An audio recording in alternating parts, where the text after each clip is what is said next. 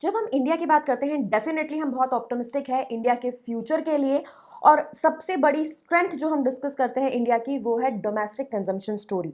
लेकिन on the other hand हम ये बात करते हैं कि फ्यूचर इज एआई। तो एज एन इन्वेस्टर आज की डेट में जो सबसे बड़ा डायलामा है वो एक इन्वेस्टर का ये है कि अगर मैं इंडिया की ग्रोथ स्टोरी का बेनिफिट लेना चाहता हूं तो मेरे पोर्टफोलियो में मुझे कंजम्पशन सेक्टर के स्टॉक्स को वैल्यू ज़्यादा देना चाहिए, वेटेज ज़्यादा देना चाहिए, या फिर एआई रिलेटेड स्टॉक्स को। तो इसका आंसर जब हम डिराइव करेंगे आज के इस वीडियो में, डेफिनेटली हम इस क्वेश्चन का आंसर ढूंढेंगे। इसके दो पर्सपेक्टिव है। एक हम बात करेंगे इंडिया की ग्रोथ स्टोरी, और इंडिया की ग्रोथ स्टोरी में कंजम्पशन सेक्टर ज़्यादा इंपॉर्टेंट है या फिर एआई ज़्यादा इंपॉर्टेंट है, किसे ज़्यादा वैल्यू मिल रही है। और सेकंड पर्सपेक्टिव में जो ज़्यादा आपके इन्वेस्टमेंट्स को लेके इंपॉर्टेंट है वो ये है कि आपके पोर्टफोलियो में आपको कंजम्पशन सेक्टर पे वैल्यू ज़्यादा देना है या एआई सेक्टर पे, क्योंकि as I always say investment is a very very customised subject. कैसे, वो आज के इस वीडियो में मैं आपको डेफिनेटली बताऊंगी। अगर हम ओवरऑल देखें तो अगर आपकी रिस्क एपेटाइट ज़्यादा है, आप बहुत अग्रेसिव इन्वेस्टर हो और आपका लॉन्ग टर्म होराइजन है, तो आपके पोर्टफोलियो में एआई स्टॉक्स का होना ज़रूरी है। आप एआई का एक्सपोजर ले सकते हो। अगर आप थोड़ी स्टेबिलिटी चाहते हो, आपका रिस्क एपेटाइट कम है और आपका जो होराइजन है इन्वेस्टमेंट का वो मीडियम से लॉन्ग टर्म है, तो फिर consumption sector is your cup of T. लेकिन हैविंग सेड दैट, आपने बॉर्डर मूवी का वो डायलॉग सुना होगा, हम ही हम है तो क्या हम है, तुम ही तुम हो तो क्या तुम हो। सो इवेंचुअली जो हमारा पोर्टफोलियो है उसमें दोनों का एक्सपोजर बहुत जरूरी है। It has to be a diversified portfolio. अब किसे कितना वेटेज मिलना चाहिए, किसके पोर्टफोलियो में कितना एक्सपोजर होना चाहिए कंजम्पशन सेक्टर का और कितना एक्सपोजर होना चाहिए एआई सेक्टर का, ये टोटली डिपेंड करेगा इंडिविजुअल इन्वेस्टर्स पे, उनकी रिस्क एपेटाइट के बेसिस पे। हाउएवर, ये एक पार्ट है। अब जब हम दूसरे पार्ट को एनालाइज करेंगे कि इंडिया की ग्रोथ स्टोरी की जब हम बात कर रहे हैं, इंडिया की पोटेंशियल की जब हम बात कर रहे हैं, कौन सा सेक्टर है जो ज्यादा वैल्यू रखता है, क्योंकि हम जब अपना पोर्टफोलियो डिजाइन करेंगे हम इंडिविजुअल फैक्टर्स भी देखेंगे प्लस हम मैक्रो इकोनॉमिक फैक्टर्स भी देखेंगे। अगर हम इंडिया की ग्रोथ स्टोरी की बात करें, इंडिया की ग्रोथ स्टोरी में सबसे इंपॉर्टेंट डेफिनेटली डेमोग्राफिक्स है। Young generation, strong population. अब ये जो यंग जनरेशन है इंडिया की, ये एस्पिरेशनल भी है जो कंजम्पशन स्टोरी को ड्राइव करती है। एट द सेम टाइम ये टेक सेवी है जो हमारे यहाँ पे टेक्नोलॉजी इनेबलमेंट में हेल्प करती है, या फिर एआई या लेटेस्ट टेक्नोलॉजी के लिए एक बहुत स्ट्रॉन्ग टैलेंट पूल बनाती है।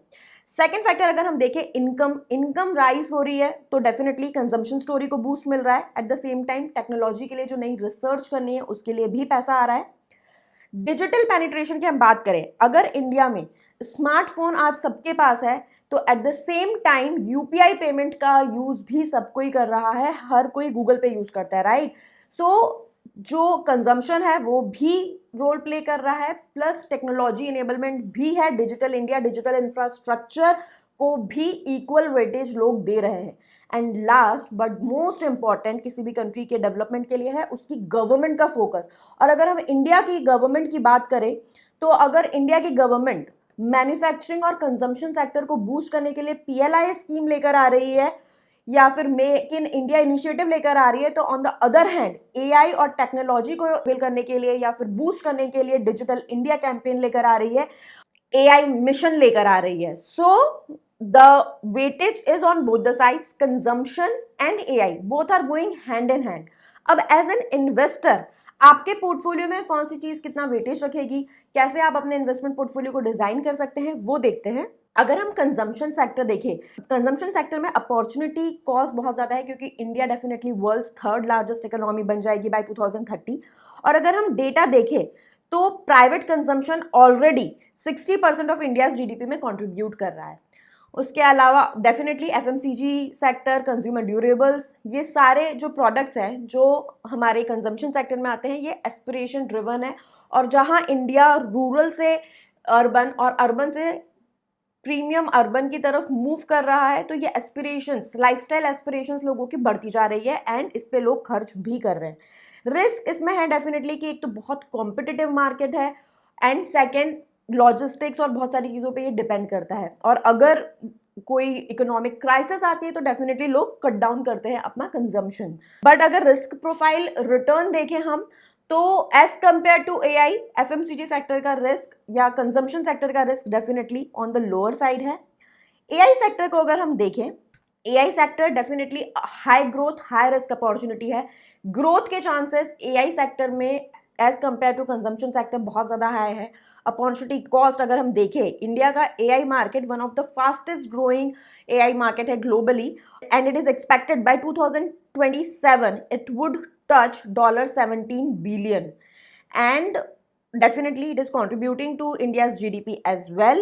It is being integrated with multiple sectors. So basically जो मैंने आपसे कहा कि AI and consumption needs to go hand in hand. तो eventually इंडिया में definitely AI is getting integrated with various sectors. अभी majorly manufacturing, health care, finance industry में integration बहुत आप स्ट्रांगली देख पाओगे।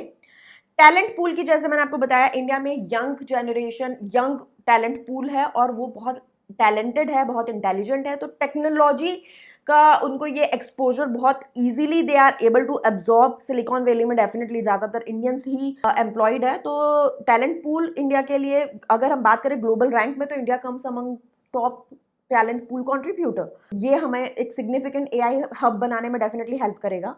रिस्क की अगर मैं बात करूं तो again this is riskier as compare to consumption sector, क्योंकि बहुत फास्ट डेवलपमेंट है, बहुत जल्दी चीज़ें इसमें आउटडेटेड हो जाती है, फेल भी हो जाती है। So the risk factor is very very high. अब अगर हम बात करें कि एक्सपोजर कैसा लेना है, डेफिनेटली आप एआई वाले जो स्टॉक्स है वो उसमें आप इन्वेस्ट कर सकते हो, म्यूचुअल फंड में, थीमेटिक फंड्स में इन्वेस्ट कर सकते हो, and same applies to consumption sector. एक आपकी स्क्रीन पर चार्ट है जो एक मेजर जो हमने डिफरेंसेस देखे कंजम्पशन और एआई सेक्टर के, उन्हें कैप्चर कर रहा है। प्राइमरी ड्राइवर कंजम्पशन सेक्टर में rising income, young population and urbanization. AI sector में technological innovation, digitalization, productive gains.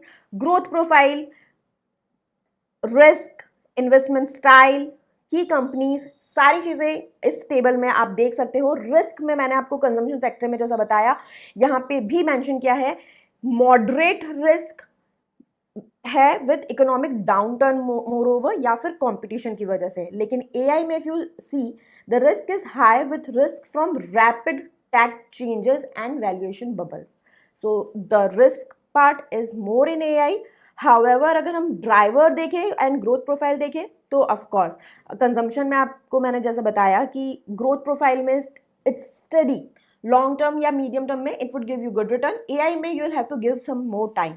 की कंपनीज अगर हम देखें कंजम्पशन सेक्टर की है HUL, ITC, Britannia, Maruti Suzuki, and in case of AIS, Persistent, Tata Elxsi, IT services, giants and many more. Eventually, at the end, the part which is most important as an investor, आपको अपने portfolio में diversification को focus करना है। आप सबसे पहले करोगे अपना रिस्क प्रोफाइलिंग। अगर आपने नहीं किया है और आप किसी एडवाइजर के थ्रू इन्वेस्ट नहीं कर रहे हो, तो अभी लिंक पे क्लिक करो और अपना रिस्क प्रोफाइलिंग करवाओ। रिस्क प्रोफाइलिंग के बाद आपको पता पड़ेगा आपकी एग्जैक्ट रिस्क टेकिंग एपेटाइट कितनी है। कंजर्वेटिव इन्वेस्टर जिसको रिस्क एपेटाइट जिसकी कम है और जो इन्वेस्टमेंट का होराइजन जिसका कम है, उसे कंजम्पशन सेक्टर का एक्सपोजर ज्यादा रखना है। एक अग्रेसिव इन्वेस्टर, कम एज वाला with less responsibilities, risk appetite high, long term horizon, वो एआई रिलेटेड स्टॉक्स का एक्सपोजर हाई रख सकता है। आई होप ये वीडियो क्लियर है और इससे आप एक प्रॉपर स्ट्रेटेजी बना पाओगे। अगर आपको ये वीडियो अच्छी लगे, इसे डेफिनेटली लाइक कीजिए, शेयर कीजिए और चैनल सब्सक्राइब करना बिल्कुल मत भूलिए। और अगर आपको हमारी हेल्प चाहिए तो डेफिनेटली आप हमें कॉन्टैक्ट कर सकते हैं 9821611667 पे, या फिर नीचे कमेंट करके। Thank you so much.